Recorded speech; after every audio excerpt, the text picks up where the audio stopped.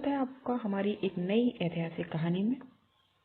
ये कहानी भी भारत के वीर सपूत की ही है। तो चलिए शुरू करते हैं।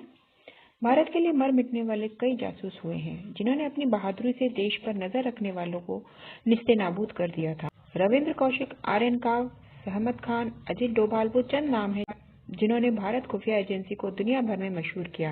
लेकिन भारतीय इतिहास में एक जासूस ऐसा भी रहा जिसे देश का पहला जासूस कहा जा सकता है, जिसने भारत के लिए ही नहीं बल्कि दुनिया के कई अन्य देशों के लिए भी जासूसी की। भारतीय इतिहास के पहले जासूस के तौर पर मशहूर इस शख्स का नाम भगत राम तलवार था, जो सिल्वर के नाम से मशहूर था। ऐसा जासूस जिसके माया जाल से हिटलर भी न बच सका। 5 देशों के लिए जासूसी की थी उसने। भगत राम तलवार उर्फ सिल्वर ने द्वितीय विश्व युद्ध के दौरान भारत समेत कई देशों के लिए जासूसी की थी। चलिए आज आपको देश के इसी सबसे बड़े जासूस भगत राम तलवार की कहानी बताते हैं। असल जिंदगी में भगत राम तलवार भारत के स्वतंत्रता सेनानी थे। कहा जाता है कि सन 1941 में सुभाष चंद्र बोस को गृहबंदी से छुड़ाकर देश से भगाने में भगत राम ने ही अहम भूमिका निभाई थी। इन दोनों क्रांतिकारियों ने इसके बाद एक साथ कोलकाता से काबुल तक की यात्रा की थी, जिसके बाद नेताजी जर्मनी चले गए। भगत राम तलवार ने करीब 5 देशों के लिए जासूसी की थी, लेकिन वो इतने शातिर थे कि उनके जासूस होने की जानकारी सुभाष चंद्र बोस को भी नहीं थी। भगत राम के बारे में कहा जाता है कि उनके असल रूप को पहचान पाना मुश्किल ही नहीं नामुमकिन था। वो 6 से अधिक नामों के साथ जीते थे। इनमें से एक नाम सिल्वर भी था। भगत राम तलवार उर्फ सिल्वर ने भले ही दुनिया के कई देशों के लिए जासूसी की थी, लेकिन उन्हें अपने देश से बेहद मोहब्बत थी। दरअसल द्वितीय विश्व युद्ध के दौरान मित्र देशों और दूरी देशों ने एक दूसरे के जासूस तैयार किए थे। इसके असल मकसद एक दूसरे की खुफिया जानकारी हासिल करना था। ब्रिटेन ने शातिर जासूस बनाया था जिसका खुफिया नाम सिल्वर था। द्वितीय विश्व युद्ध के दौरान सिल्वर के मायाजाल से कोई नहीं बच सका था। भगत राम तलवार उर्फ सिल्वर से जुड़ी द्वितीय विश्व युद्ध का एक किस्सा बेहद प्रचलित है। तब युद्ध ब्रिटिश राज वाले कॉमनवेल्थ देशों और नाजी व उसके सहयोगी के बीच चल रहा था। इस दौरान रूस और अमेरिका इस युद्ध का हिस्सा नहीं थे। इस दौरान ब्रिटिश मिलिट्री इंटेलिजेंस के लिए काम करने वाले पीटर फ्लेमिंग नामक शख्स ने ही भगत राम तलवार उर्फ सिल्वर की नियुक्ति की थी। पीटर फ्लेमिंग वही शख्स थे जिनके भाई इयान फ्लेमिंग ने ही द्वितीय विश्व युद्ध के दौरान जासूसों की कहानी को देखते हुए मशहूर किरदार जेम्स बॉन्ड की रचना की थी, जिसे बाद में 007 के नाम से जाना गया। दरअसल द्वितीय विश्व युद्ध के दौरान कई जासूस डबल ट्रिपल एजेंट के रूप में काम कर रहे थे। मशहूर लेखक और पत्रकार मिहिर बोस ने अपनी किताब silver the spy who flooded the Nazis में रहमत खान उर्फ भगत राम तलवार का जिक्र किया है।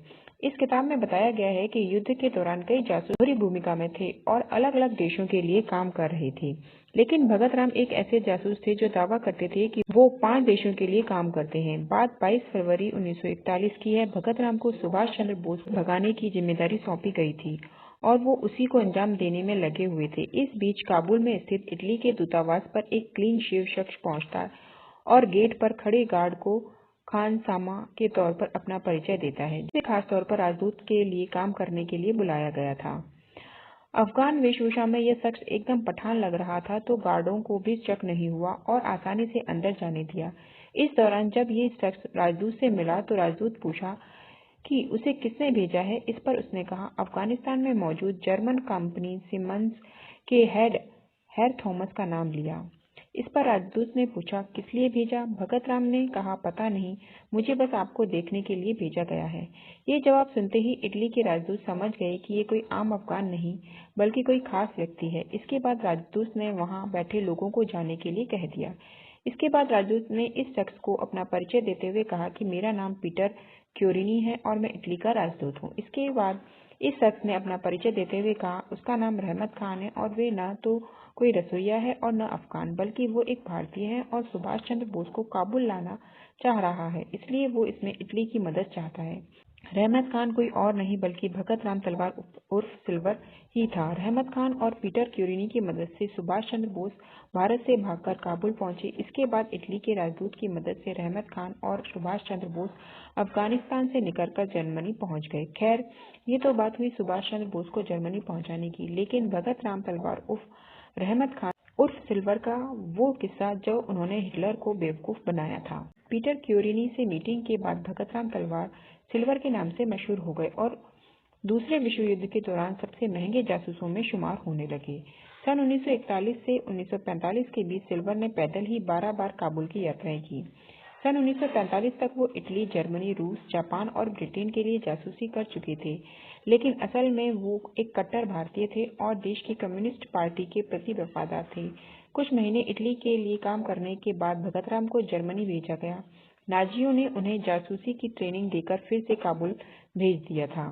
जर्मनी ने उन्हें काबुल में एक किराए का फ्लैट लेकर दिया था और साथ में करीब $2.5 मिलियन भी दिए थे। इसका इस्तेमाल भगतराम ने पैसे की तंगी से जूझ रही कम्युनिस्ट पार्टी ऑफ इंडिया की मदद के लिए की थी, लेकिन दिल से कम्युनिस्ट सिल्वर की इच्छा नाजियों और इटली की मदद करना कतई नहीं था, इसलिए उन्होंने हिटलर और इटली को झूठी जानकारी देनी शुरू कर दी। इस दौर में इस तरह की जानकारी की जांच करने का कोई तरीका भी नहीं था। इस बीच सिल्वर का एक बार फिर अपने पुराने बॉस पीटर फ्लेमिंग से मिलते हैं और उसे एक अफगान के मौत की शायद झूठी कहानी सुनाते हैं। फ्लेमिंग इस पर विश्वास भी कर लेते हैं। इस दौरान सिल्वर ने अपने जर्मन रहनुमाओं को इस बात के लिए राजी कर लिया कि वो उन्हें काबुल में रह रहे जापानी अताशे इनोयू से मिलवाएंगे। इटली के राजदूत पीटर क्योरिनी की तरह ही जापानी अताशे इनोयू ने भी भगतराम के झूठ को सच मान लिया। इस दौरान जापान भारत पर आक्रमण की योजना बना रहा था। इस बीच पीटर फ्लेमिंग ने भगतराम को डबल एजेंट बनने के लिए राजी कर लिया। इस तरह से भगतराम और पीटर फ्लेमिंग की साजिश से हिटलर बेवकूफ बन गया। भगतराम उर्फ सिल्वर सेकेंड वर्ल्ड वॉर की समाप्ति के बाद गायब हो गया। इसके बाद 1947 में भारत भी आजाद हो गया। देश के बंटवारे के दौरान सिल्वर को यह अंदाजा था कि वो पाकिस्तान में हिंदू बनकर नहीं रह सकते, इसलिए जासूसी में मिले करोड़ों रुपए लेकर भारत आ गए और 75 वर्ष की उम्र में सन 1983 में भगतराम तलवार का निधन हो गया। देखने के लिए धन्यवाद। Please like